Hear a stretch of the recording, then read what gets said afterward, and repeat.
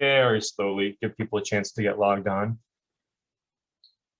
If you're joining us today, hoping to hear about potential regional opportunity areas in the MetroCOG region, you're in luck. That is the focus of the meeting. We met with SCROG yesterday, a SCROG-based meeting yesterday, South Central Regional, and we have WestCOG coming up tomorrow and NVCOG the next day. Some of the content is the same from one day to another, so as always, you're welcome to join any one of or all of the workshops. I'm David Murphy from SLR Consulting. With me, I have Victoria Vitri and Noah Slovin. Victoria and I will be presenters and breakout room facilitators, and Noah will be running the Zoom controls. If you have a technical issue regarding Zoom, please send Noah a chat or otherwise reach him through a message in the platform or email him and he can help you out. I have also with us today, Johanna Greenspan-Johnston from Dewberry, who will be a breakout room facilitator. And then we have, I believe, 4 folks from the Circa team today: John, Joanna, Caprock, and Katie. I didn't see Jim's name on the list, but I guess he could always join us if he finds time later on, which would be great. So this is the team present today. The objectives of the workshop are as follows: to review the methods that we use to identify potential adaptation and resilience opportunity areas. So we'll talk about, what is a potential adaptation resilience opportunity area? What do we mean by that? How do we link vulnerability mapping with zones of shared risk to come up with these areas? So we'll cover that. We'll have some breakout rooms to discuss specific opportunity areas, and we've got some great graphics to help you understand where they're located. And we'll kind of look at the general profile of areas in the MetroCOG region, and then collect your thoughts about any specific areas. We'll do a report out where we talk about if we missed anything looked good, looked bad, do we want to include something else? That'll be towards the end of the meeting. And then we'll have an open discussion at the end and kind of go over the next steps in the project. And we'll talk about, we've done this in the past in other meetings, but we'll kind of remind you what kind of projects we're looking for these opportunity areas. Here's a schedule. So we've got a presentation that Victoria and I will do till about 1:40. Then we'll go into the breakout rooms. We found yesterday that 45 minutes was fine. It was perfect. It wasn't too long. It wasn't too short. So we're going to stick to the same time frame today. We'll do 10 minutes of report out and then an open discussion. And we were done a few minutes early yesterday, so I expect the same today. As always, you're used to this by now with Zoom meetings. If something happens that is a problem for all of us, log out, log back in after a few minutes. If there's some kind of power outage and either me or Victoria or Noah is lost from the meeting, have no fear, the other ones of us will carry on. We have multiple versions of this open, so we can keep going. So let's just go through a little bit of the background here, and we're not going to do as much background material presentation as we have in the past. But we recognize that some of you have not been present in our workshops to date, and so we wanted to make sure we covered some of the background. So let's get oriented here. So what is a potential regional adaptation resilience opportunity area? It's a lot of words. It's really a mouthful. And I promise I didn't make it up. It came out of our scope of work with Circa. So what is the potential? So potential is something that's been identified through some kind of analysis, but we don't know yet whether it's going to make it to the end of the race, right? Something that we're looking at that we're calling potential right now today, it may be advanced to further project development or it may not. What is regional? Well, regional means of significance to more than one community. We're well versed in the word regional in Connecticut because it's been a very focused effort over the past couple of decades to be more regional in the state. But it's a small state, so something that's regional could be of value to the entire state, or maybe to one county or a COG, or just 2 towns. What is adaptation? So these are changes that we make over time to address the challenges caused by climate change. And adaptation is actually one part of resilience, which is generally speaking, the ability to prepare, withstand, recover from, and adapt to an event like a storm.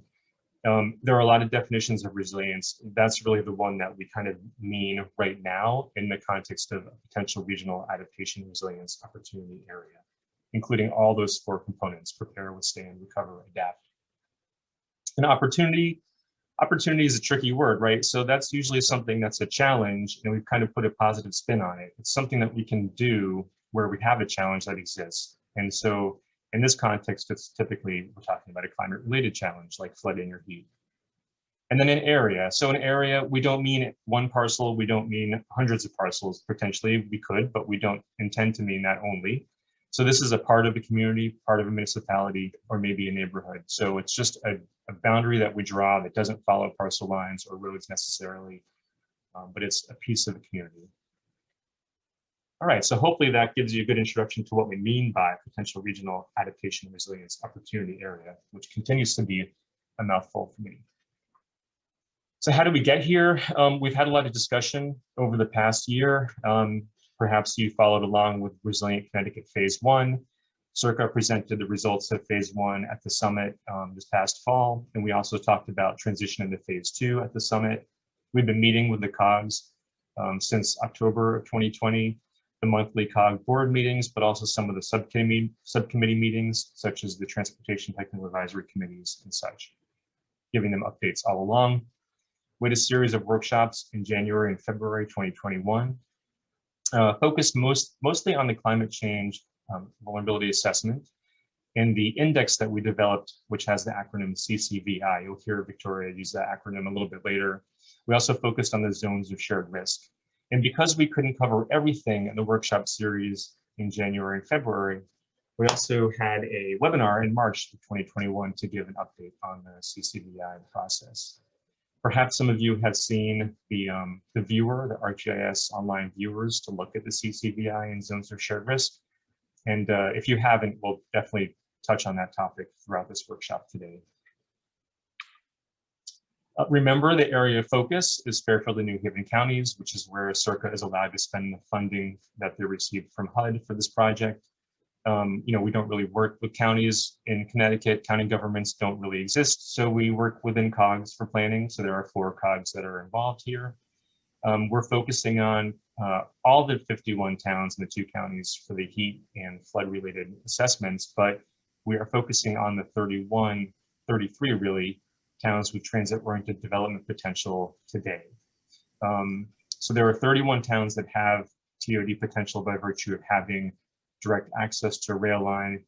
And then there's 2 towns that we added, Brookfield and Shelton, because Brookfield could at some point in the future have a rail spur, and then Shelton is within walking distance to downtown Derby and is actually part of the Derby TOD.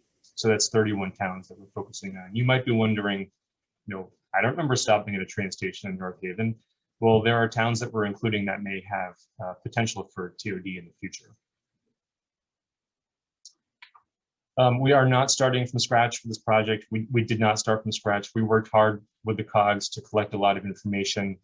The map that you see on the right-hand side, for example, is locations of all the hazard mitigation plan projects that have been the projects that have some spatial component. So they're in the spatial database. We also looked at plans of conservation and development, CRB, so resilience building workshop results and that sort of thing. You've seen this graphic before if you've been in any of our webinars or workshops. So we are moving today from the challenges phase to the opportunities phase. We've been talking about this now for a few months. We've been sort of in this slow transition between the challenges and opportunities. And I'm happy to report that we are now in that final rectangle on here, opportunities. And I'll mention this again at the end of the meeting today around 3 o'clock, but we will have a draft report issued in about 4 weeks to talk about these opportunity areas. Some terms to understand as we kind of talk about how we develop these areas and depicted them. So on the left-hand side, flood vulnerability. So this is a contributor to climate risk, which is associated with and involves flooding. If you remember our workshops and our discussions about the CCVI tool, for the purpose of this project, vulnerability has 3 components, which is exposure, sensitivity, and then adaptive capacity. That is not everyone's definition of vulnerability. We recognize that, but in the Resilient Connecticut phase 1, phase 2, phase 3 process, that's the definition used. So you'll notice it does not include the term frequency, which is the one that you usually need to change vulnerability into risk. So this mapping that we've done that you've seen before is a vulnerability mapping tool. Likewise, heat vulnerability, same definition, but now we're talking about heat. Social vulnerability, so these are factors such as socioeconomic status, lack of access to transportation, different types of housing that could weaken a community's resilience to losses during a disaster, or avoidance of losses during a disaster. We've been doing some social vulnerability mapping for this project. It's very consistent with other methods that have been in place, CDC, Census Bureau, et cetera. Zones of shared risk, if you've joined us in the past for workshops, you've seen some of this mapping. So these are areas that we can draw that face common challenges already or as caused by climate change. And then therefore risks are shared amongst different kinds of people, stakeholders who can make different choices in an area, but may share the outcome of those choices that are made. These are primarily flood-based. Some of them are the same as floodplains simply, and some of them are areas that are cut off by flooding.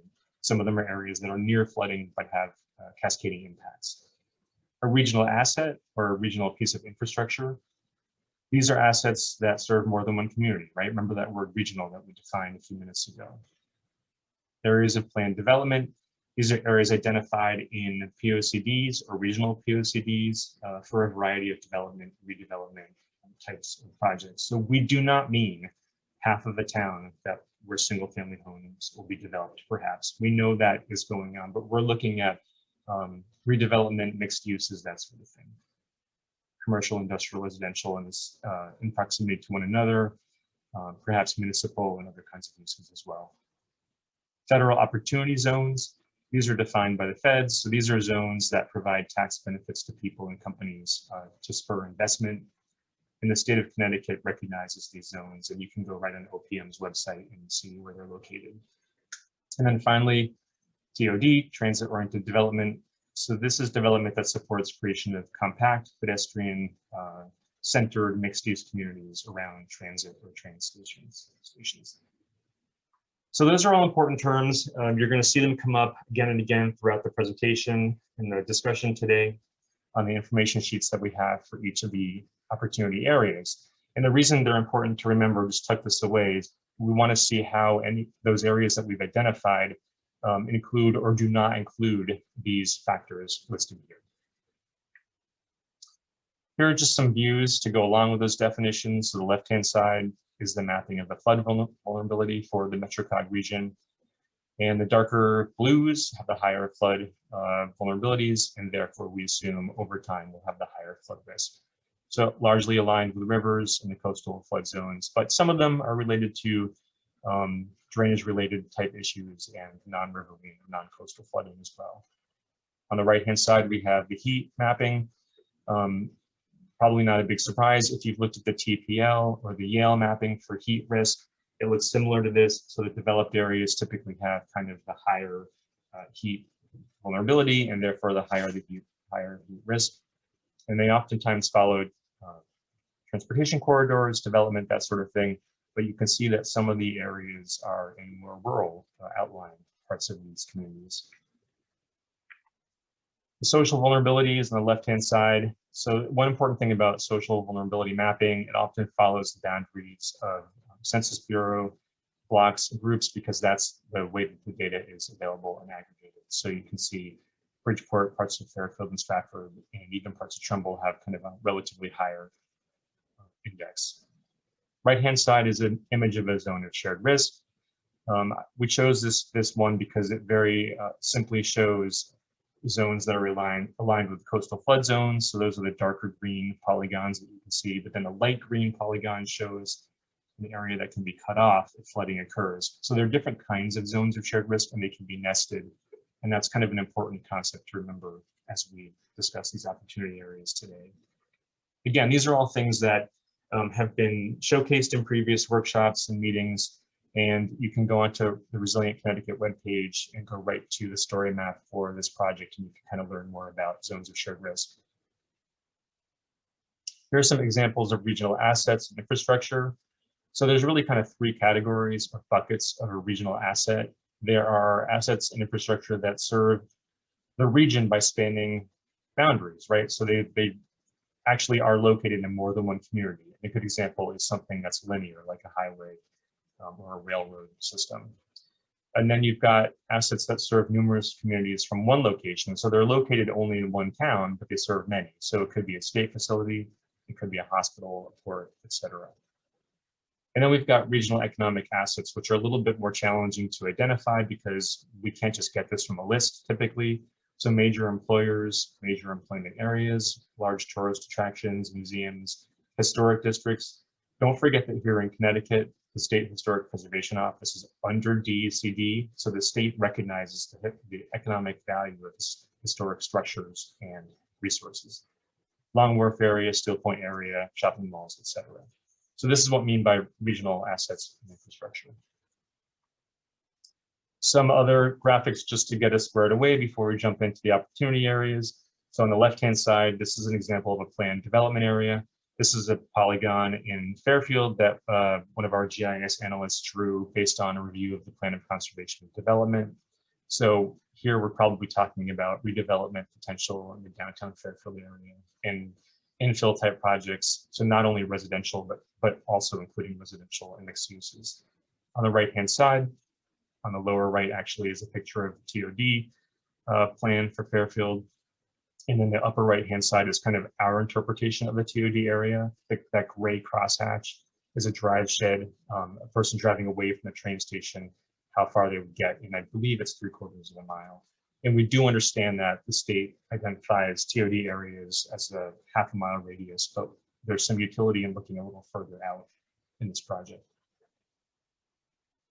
All right, I'm going to take a break, have some water, and turn this over to Victoria. Thanks, Dave. So building on everything that David just talked about, all of those different tools and all of those different resources, I'm going to take all of that and kind of step you through how we used all of that to help us identify these opportunity areas that we're here to talk about today. So one thing I want to point out is that, at the end here, it's going to look like a very simple process, but just keep in mind all of that different data that David just talked about and, what's kind of driving these zones and the CCVI and all of these other planning efforts that we've kind of accumulated and, spatially represented. So the first step in trying to identify the opportunity areas, we wanted to take the zones of shared risk and really use those as kind of our foundation. So everything you see here in the pink, which again is focused on these TOD potential municipalities throughout New Haven and Fairfield County. We took all of these pink areas, so a total of 656, and then we intersected those and we tried to find which can we classify as a regional zone of shared risk, which lo and behold left us with still a pretty high number. So all of these green that you now see are 626, which we can classify as regional. So that means that all of these green zones have at least one of those regional assets that David mentioned before. So whether it was that, longer across municipality, whether it's I-95 or a main route, or it's those kind of locational or economic assets. So all of these green have at least one regional asset. So taking that a step further, how can we continue to identify these opportunity areas? So of the green, we wanted to identify that top 20%. So we based that on the number of assets within these regional zones of shared risk. So that left us with these purple areas, right? Trying to find those zones that have the largest number of assets. So all of these purple have between 6 and 16, I believe, right? 6 and 16 assets. Of the top of these 20%, for example, 16 assets, I believe, is only in one zone. So the top few that have the most assets, there's only a small number of those. But in total, we have 86 of these in that top 20% regional zone of shared risk kind of threshold. So slowly getting to more manageable numbers where we can really hone in on these opportunity areas. So we've kind of identified these, regional zones, those that have the most assets. So let's take this a step further and start to include some of the other resources that we were mentioning earlier. So if you take a look here, we still have all of those purple kind of top tier, those 86 regional zones of shared risk, and we intersected those with the high flood, high heat scenario. So we took the CCVI and we tried to find these pockets using a few different analytics and tried to find these pockets or these hot spots of, this large scale or, higher vulnerability, right? So not just looking at one or the other, but looking at both combined. So we intersected those teal areas with the purple regional zones of shared risk. We also took a look at the TOD areas. So a big focus of the Resilient Connecticut is creating resilient corridors, building vulnerability around transportation. That's a very big component. So we wanted to look at the TOD areas, whether it was current or potential, possibly in the future. And then we also looked at the planned future development areas. So a little harder to see on this map, but they're the red areas that David had just mentioned, for example, the one in Fairfield. So taking a look at these planned future development areas, right? Where can we try to link planning efforts with these opportunity areas, right? Where can we capitalize and where can we, leverage current efforts and start to kind of combine these efforts so that we're not, overstepping and we're not, what's the word I'm looking for? We're not doubling our efforts, right? Where can we link future development or current efforts together?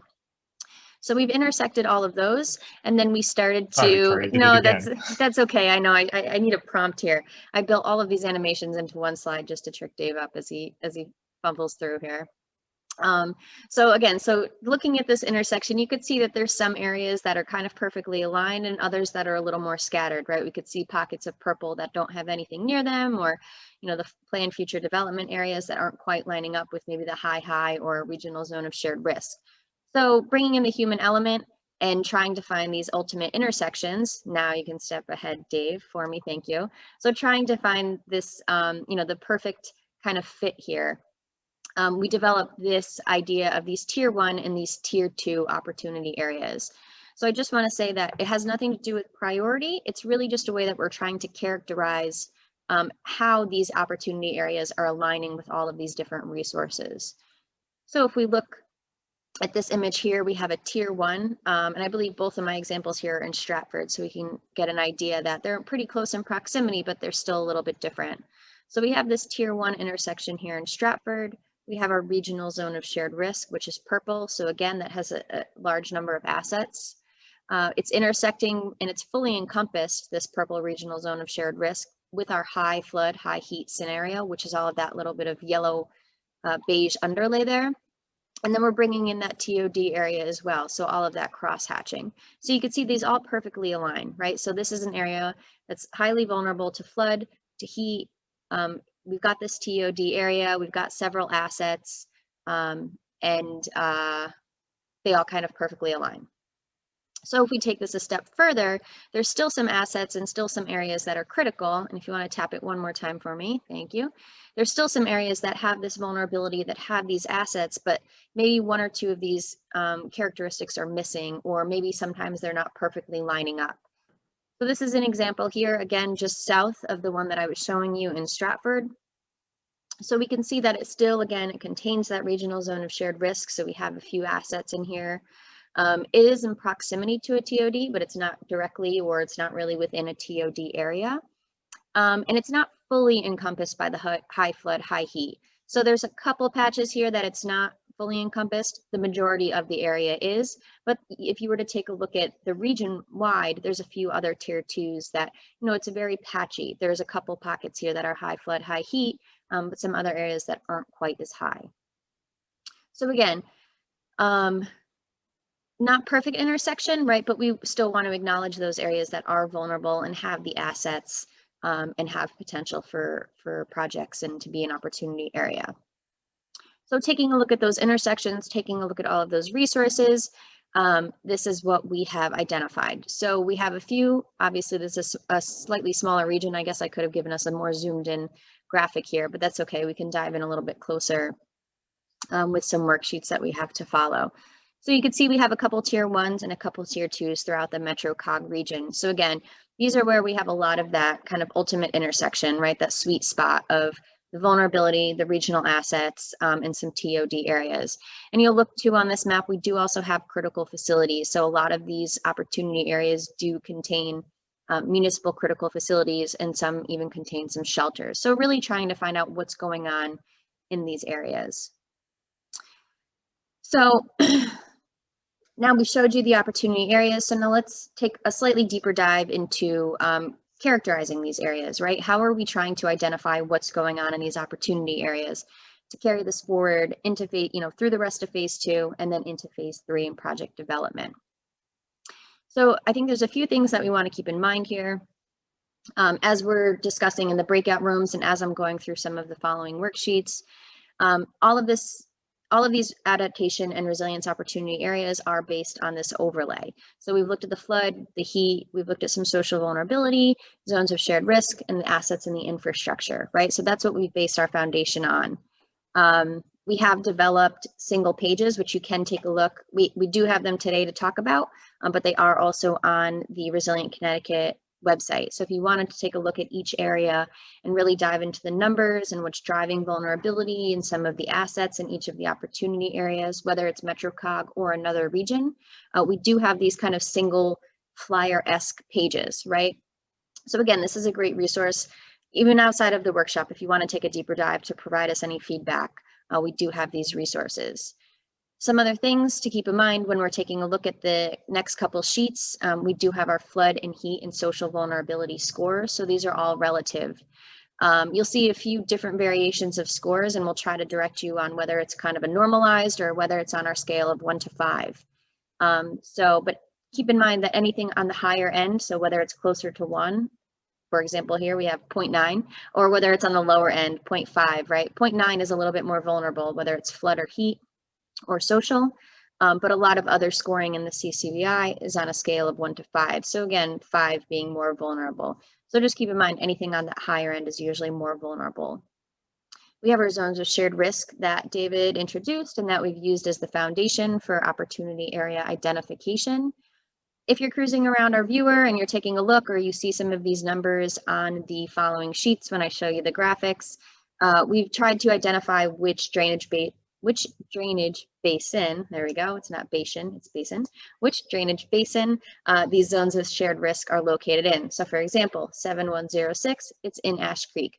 We're really trying to gather all the different uses of all of these different resources and make it planning friendly and user friendly. And hopefully discussion friendly as well.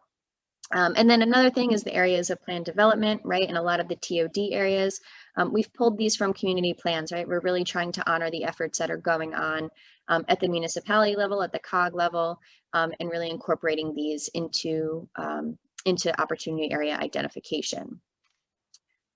So a few other things to keep in mind. So hopefully your minds are nice and fresh here at 1:28 in the afternoon. But these are really some important questions that I want you all to remember as we're in the breakouts and we're trying to work through these opportunity areas and trying to help, modify modify the process that I've just outlaid, or whether it's helping us, prioritize and push this a little further throughout the phase. So when we're going through these opportunity areas, are there any assets in the particular area that may have been overlooked? I think we've covered a really broad umbrella of different types of assets, whether it's infrastructural or economic or those kind of locational assets. But if there's anything specific or anything you think we might have overlooked, let us know. We want to make sure we're really honoring all of the data out there and all of the assets that you rely on in the region. Are there any located outside of an opportunity area that your municipality or your residents or businesses or whoever it may be really relies on, especially in regard to flood or heat, vulnerability or resilience? Are there any specific flood or heat locations that come to mind, right? We think that all of these tools, these zones and the CCVI and all of this data that's driving these results is really capturing where the risk and the vulnerability is. But through conversations, we learn a lot of local knowledge. So let us know that as well. And then are there any other planning efforts going on in the opportunity area or in the municipality that, again, might align well with Resilient Connecticut, whether they're directly or indirectly related to resilience? So just some things to keep in mind as I'm stepping through the next couple sheets and then as we come together for the breakouts. So let's take a look at, we're going to take a look at one example. But we do have all of these sheets and all of this data for each opportunity area, so we can go into them a little more in depth in the breakout groups. So here's one example of a zone of shared risk we have in Bridgeport. So you can see we have a few different graphs and a few different colored grid cells. So if we look to the right of the sheet, we have our flood and we have our heat vulnerability. So this is all based on the Climate Change Vulnerability Index, that CCVI. So we could see that the average flood vulnerability score in this area, so again, I mentioned we might have some different numbers here, so keep that in mind. Our average flood vulnerability score in this area is 4.95, so that's pretty high, right? The maximum score on this level is a 5. And then if we take a look at the heat, so just below that, we've got those orange cells, and that orange graph, we have an average heat vulnerability score of 3.98. So kind of a moderate to high vulnerability score there for heat. But again, we wanted to look at that combined vulnerability, especially for identifying the opportunity areas. So if we take a look at that multicolored grid cell to the left, we have the blue and the red oranges to the right. I keep calling it a Punnett square, which I hope is the right term, but I know that's genetics, but anyway. So we have the blues and the purples. That's telling us that we kind of have this higher flood and higher heat, right? That top left, or excuse me, that top right corner is that maximum of combination of flood and heat vulnerability, when on the opposite, that lower left, if that were all highlighted, that would tell us that this area has lower heat and lower flood. So we can see that we're a little farther to the right here, and we've got a little bit higher flood vulnerability than we do have heat vulnerability in this area. So, you know, it looks like colors and it looks like just squares, but once we start to dive into this climate change vulnerability index, the CCVI, we can find out what's driving the flood vulnerability and what's driving the heat vulnerability, and we can address the, you know, the increased vulnerability appropriately for that zone of shared risk. So whether it's built, maybe there's an ecological sensitivity or it's social sensitivity, there's a lot of data driving these vulnerability scores. So this is one way that we're characterizing these zones of shared risk. But why does it matter? Just looking at the zone of shared risk and characterizing that. Well, this zone of shared risk, for example, is also in an opportunity area, right? So by characterizing this zone of shared risk, we can also characterize this opportunity area. So taking a look again, you can see a slightly different looking map, but you could see we still have that zone of shared risk up to the top kind of right area of this tier 2 oval. But there's also another zone of shared risk in this opportunity as well. So we do have a sheet on that, but I won't go through too many right now. But for this opportunity area, we've started to kind of characterize it a little bit more broadly. So what are our scores within this opportunity area? We've got our flood, our heat, and our social. So these are the normalized scores. So now we're looking at these on a scale of 0 to 1. But overall, we still have high for flood vulnerability, moderate to high for heat, and a pretty high social vulnerability score in this area as well. Taking a look at our zones of shared risk, right, we've got our 7,000, which I believe is the shoreline drainage basin. And what's some of the regional infrastructure, right? We've done a lot of work on intersecting these assets in our regional zones. So for example, we have a couple, we didn't exhaust the list, or else some of these would have, like I said, 16 assets in them, but we do have some electric substations, law enforcement, electric transmission. Those are just a couple that we've pulled out. Within this area, there's no specific area of planned development, but that's okay. That doesn't mean it doesn't get a project. That doesn't mean it will get a project either or. Again, just trying to characterize what's going on in these areas. The federal opportunity zone present, there is one in the south end, and the Bridgeport station, it's just touching within this opportunity zone, within this opportunity area rather.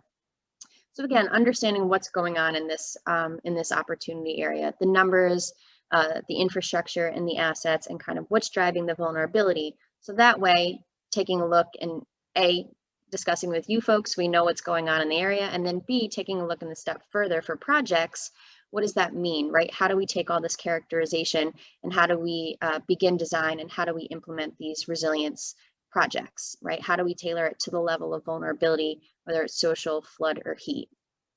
So what might this look like? Hopefully everyone on the call kind of knows what we're getting at and are familiar with the area, right? So all of this work, all of these resources, these numbers, these grid cells, and these zones are going to ultimately translate into a project, right?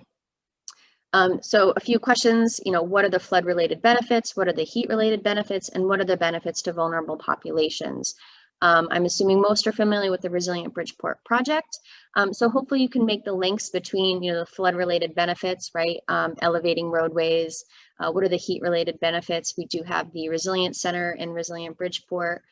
So a location for folks to visit, A, and learn about the project, but B, you know, potentially act as a cooling center. And what are the benefits of vulnerable populations, right? Resilience is proven to not resilience, resilient projects often go hand in hand with economic development and neighborhood revitalization. So several different benefits in this area, right? So taking all of that information that I just discussed in those few characterization pages and translating that into projects addressing the different types of vulnerabilities in the area. So hopefully this is kind of all connecting the dots, all of the groundwork that we've laid with all of the different resources and all of the different data.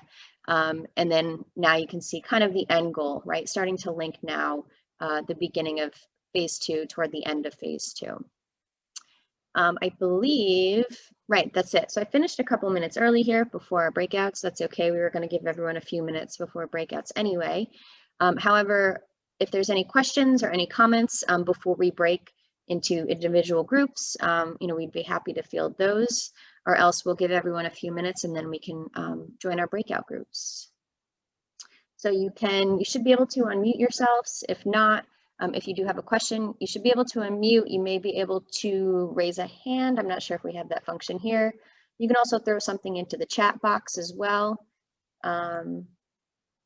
Let's see, and I don't think we have any phone callers, so we don't have to worry about unmuting on phones. Let's see. Hearing none, I guess, Noah, do you want to start to throw us into the rooms? Can you hear me? All right. So I had the group that was mostly Fairfield residents and staff and Fairfield-based interests. That wasn't all of us. We also had someone from MetroCOG and some other folks on the line as well.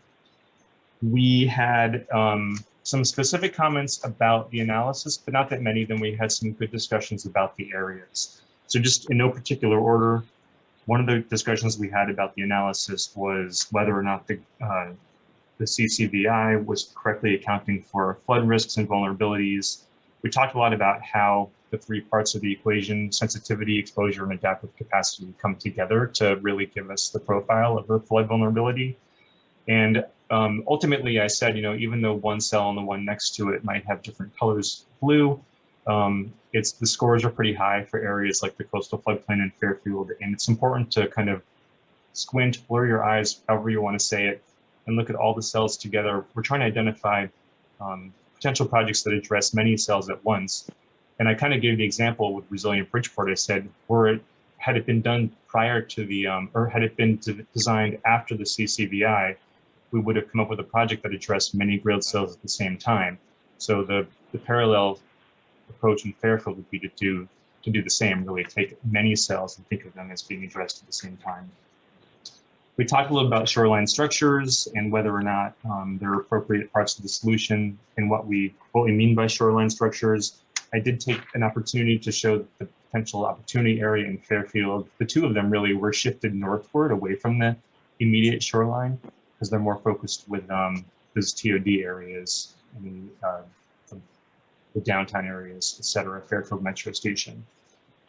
We had some good reminders that we should be focusing on public interests, and we had some good reminders about what sorts of co-benefits we should be looking for. We talked about the underpasses and how to address those as parts of these projects. We talked a little bit about using marshes to help, bolstering marshes for protection and how they would respond if walls were nearby. We also talked about Fairfield's efforts on green infrastructure in the downtown area. And ultimately, I think we had a really good discussion about the opportunities areas themselves. I asked one question about whether the lower west end of Bridgeport was kind of too far to be in the same opportunity area as the Fairfield Metro TOD area. And by and large, my attendees agreed they should be in the same opportunity area, even though they are on opposite sides of the town line. There'll be enhanced pedestrian access in the future, and it makes sense to kind of treat them at the same time and look at projects that would benefit both of them. Some other random comments were about using trees and such to address heat and flood, similar benefits for both risks. And we talked about the Rooster River. It was a great discussion overall. And so we've got a couple things to take back as homework and look at. Next group.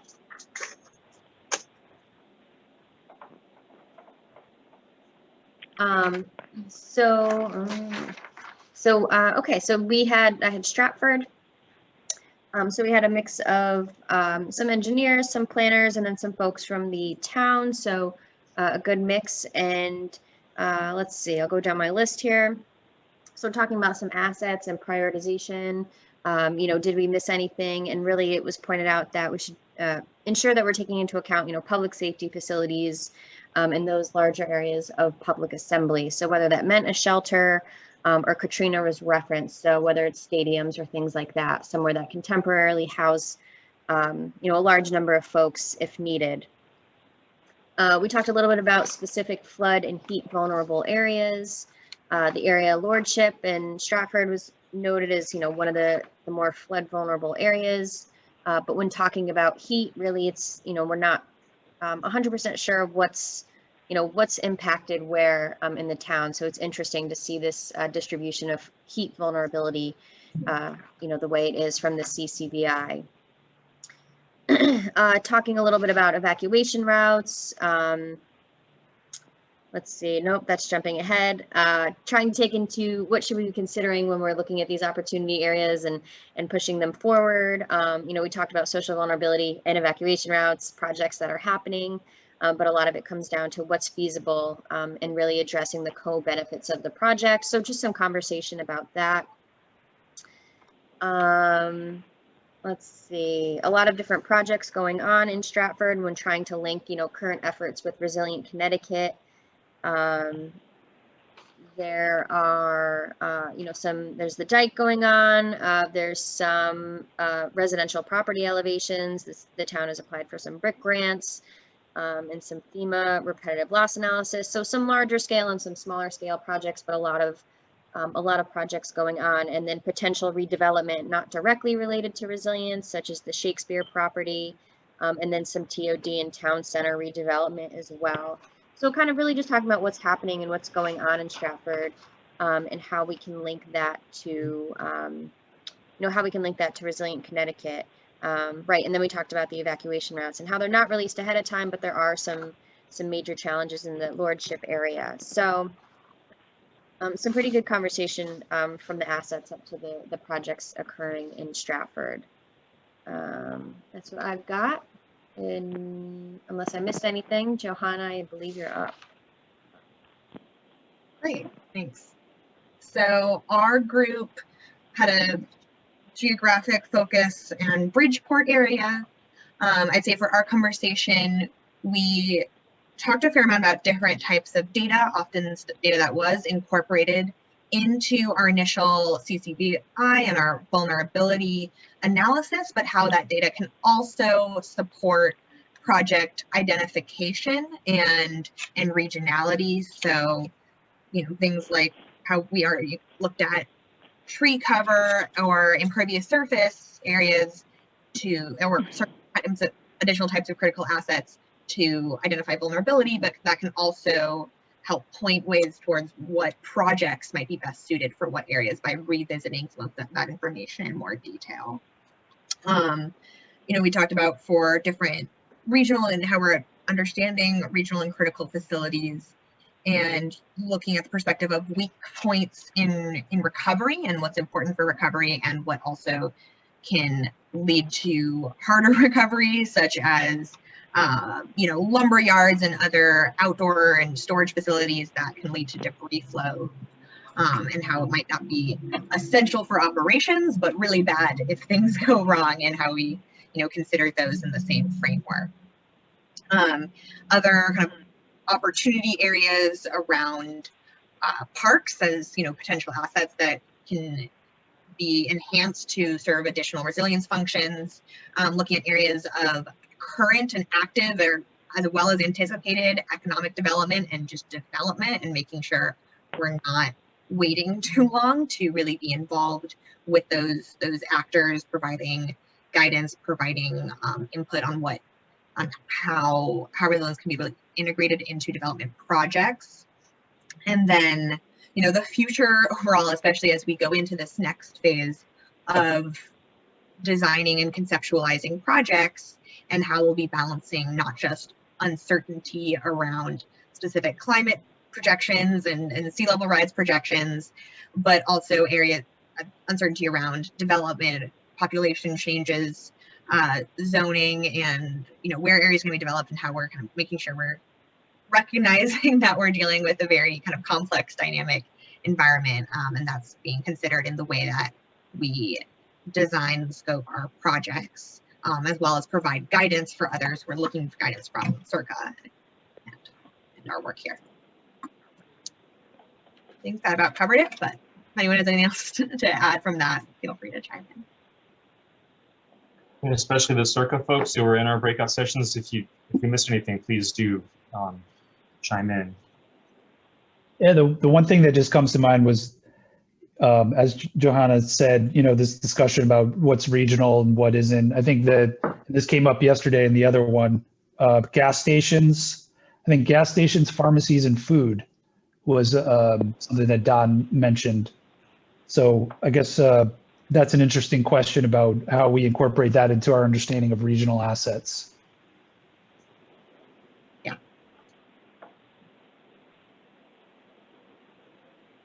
All right. Well, we've just got a couple more slides, and then we'll go back to open discussion. We'll just remind folks of the next steps. So we've got a draft report to kind of talk about these areas to be issued a few weeks from now. So we're going to go ahead and make sure we describe the flood and heat CCVI tools, the zones of shared risk, TOD areas, etc. In the meantime, please do go to the CIRCA website so you can navigate to the story map that includes viewers for these tools. We've got some links in a couple minutes I'll just put on the screen. And then keep in mind what's coming next, the transition from phase 2, which is what we've been doing for the past few months, to phase 3. So over that time, CIRCA's team will be working with the COGs and the towns and state agency partners to kind of advance this planning and focus on a couple of these opportunity areas to develop them into potential pilot projects. And it's going to be important to just make sure that there's focus where the work kind of has the most value. So where are there planning gaps, for example, which towns have not been able to do a lot of planning. So, we know New Haven is going to be getting some attention from the federal government on Long Wharf, and Bridgeport has had some attention for Resilient Bridgeport, but there are other communities that, maybe need to catch up a little bit. So that's where the focus could be. And then CIRCA will be helping to identify funding opportunities kind of going forward. I know there was big news a couple of days ago about the federal government putting even more money into BRIC, which what surprised me and caught me off guard only because we haven't even made it through the first year of the BRIC application phase. So more to come on that. And then again, just be thinking about potential projects. These are slides that we've now been showing for a few months, and I think the risk in doing that too early was, in the fall when we showed some of these ideas for projects, it was kind of hard to think about how we were going to get there. But hopefully now it's kind of becoming more clear and crystallizing. So Resilient Bridgeport for sure. This one is, next slide here is Rebuild by Design. And these are two projects that are under development, not constructed yet, but you've all heard a lot about them and you've probably taken part in the public information sessions. The Department of Housing has let us all see over the past few months.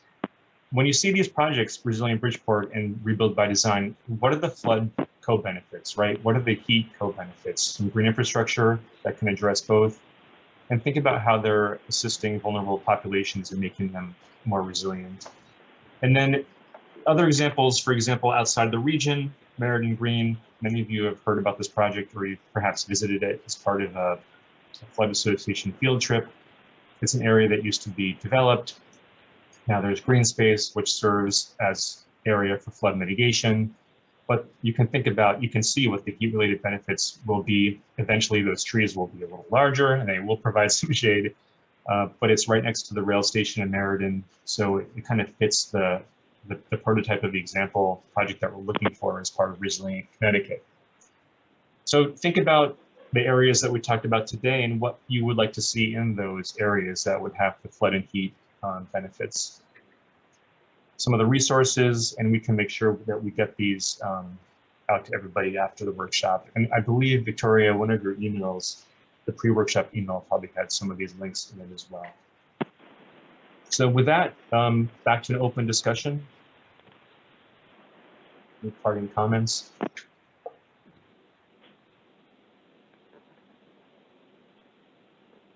Yeah, I just want to mention, Dave, like you said, the links in the pre-workshop. So, we did have the viewer with that, has the CCVI if you want to dig into that a little bit, and it also has those opportunity areas. So I mentioned this in my breakout, but I'll mention it here.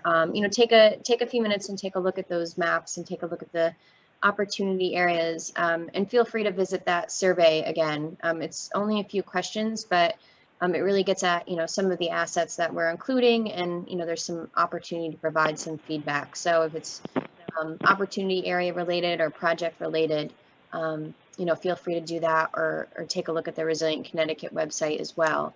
The story map, and there's some feedback opportunities there. So we really want to take stakeholder feedback into account, on a few different levels here. So now that we've presented the opportunity area identification a little bit more, it might be easier to provide some feedback. So there's plenty of opportunity to do so. Just as a shameless engagement plug.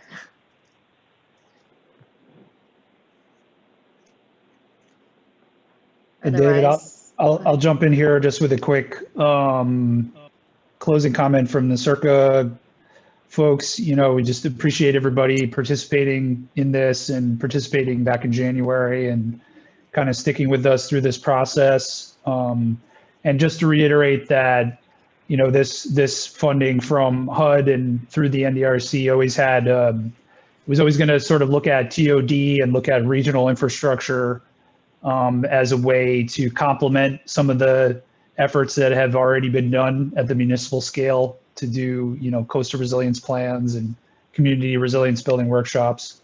And through phase 3 of Resilient Connecticut, we're going to try to take as many of these and build them out into projects with the remaining funding that we have through Resilient Connecticut.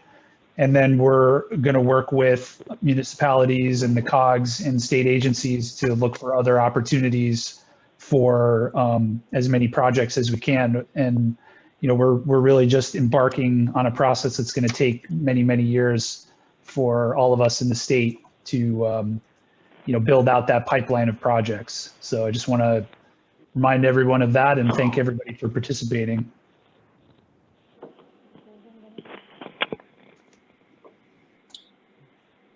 Thanks, everyone. Get you out early.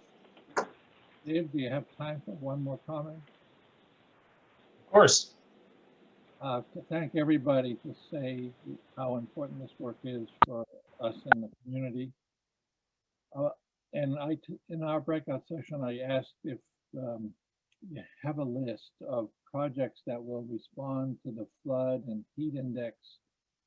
And of course, the projects, that is, once this is known by municipal leaders and stakeholders, people are going to ask is, what can we do? And the long-term projects that we see in South End Bridgeport are long-term. They're big bucks and long-term. There's a lot of short-term and low bucks or low investment projects. White roofs is an example, trees another. So I think the next phase that will be really appreciated is for you to identify the easy win, low hanging fruit projects.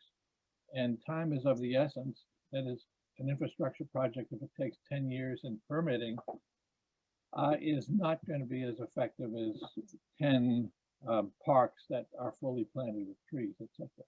So one of the best reports that tells the top 60 projects that are adopted worldwide in response to climate change is by the C40 Climate 40 group.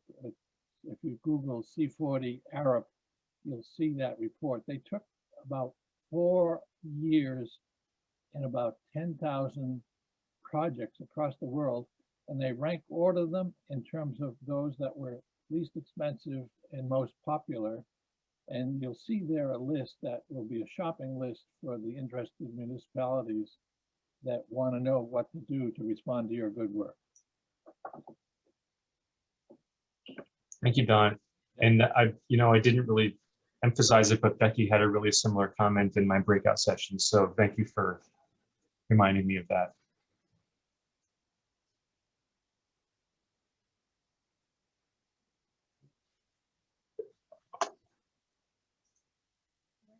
Hearing no other comments, I guess we can break, and folks know how to reach us typically. So please do follow up, take the survey that Victoria sent around, and we'll see you soon.